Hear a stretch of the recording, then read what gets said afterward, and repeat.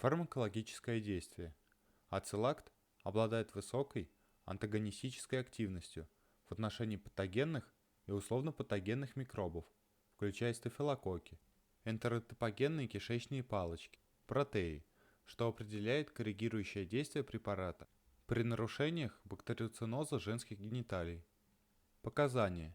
Неспецифические кальпиты назначают как самостоятельное средство или после окончания курса антибактериальной терапии.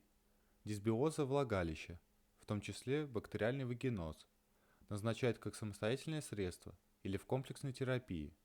Подострые и хронические стадии воспалительных процессов женской половой сферы назначают после окончания курса антибактериальной терапии с целью реабилитации. Гормонально зависимые кальпиты, сенильные и другие. Назначают как самостоятельное средство или на фоне специфической гормональной терапии. Подготовка к плановым гинекологическим операциям с целью профилактики послеоперационных инфекционных осложнений. Предродовая подготовка беременных группы риска по развитию воспалительных заболеваний с целью профилактики и лечения дисбактериоза влагалища. В качестве вспомогательного средства сочетание и после специфической антимикробной, противовирусной и иммуномодулирующей терапии при лечении урогенитальных инфекций и заболеваний, передающихся половым путем, гонореи, урогенитального хламидиоза, урогенитального герпеса и другие. Рекомендуется совместное применение суппозиториев и одной из пероральных форм ацилакта. Противопоказания. Противопоказанием к назначению ацилакта в свечах является кандидоз.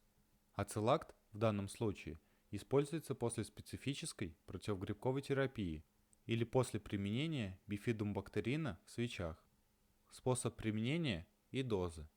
Перед интервагинальным введением суппозиториев удаляют упаковочный материал. При лечении сенильных вагинитах гормональной природы и дисбиоза влагалища ацилакт назначают по одному суппозиторию 2 раза в сутки в течение 5-10 дней. При нарушении частоты вагинального секрета у беременных до 3-4 степени препарат применяют по одному суппозиторию 1-2 раза в сутки в течение 5-10 и более дней под контролем восстановления частоты вагинального секрета до 1-2 степени и исчезновения клинических симптомов. С целью профилактики гнойно-септических осложнений применяют по одному суппозиторию 1-2 раза в сутки в течение 5-10 дней до предполагаемой операции или родоразрешения. С целью восстановительной терапии после применения антибиотиков применяют по одному суппозиторию 1-2 раза в сутки в течение 10 дней. Курс повторяют по назначению врача через 10-20 дней. Особые указания. Применение суппозиториев ацилакта возможно сочетать с одновременным назначением антимикробной, противовирусной и иммуномодулирующей терапии.